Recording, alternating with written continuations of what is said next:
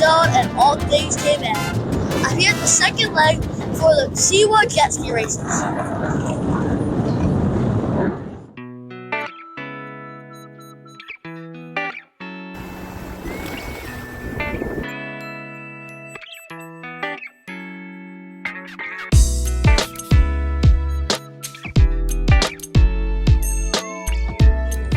I'm here with Miss Kelsey from the Cayman Islands Watercraft Association. So, what is your role with the Cayman Islands Watercraft Association? So I am the VP of Marketing, and I do all of the marketing along with my assistant, Leela.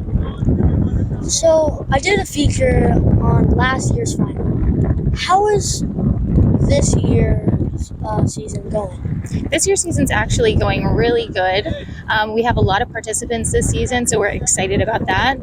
Our spectators, the amount of spectators that we have has grown exponentially, so we're also excited about that. We hope that it continues to grow and we see a lot more riders coming out. So, what do you hope to achieve for this year for the jet ski races? For me, it's just I would love to see a lot more people coming out to support the racers, and it would be great to have a lot more people who are interested in riding. It would be nice to see them out here also giving it a try. Thank you so much. Thank you.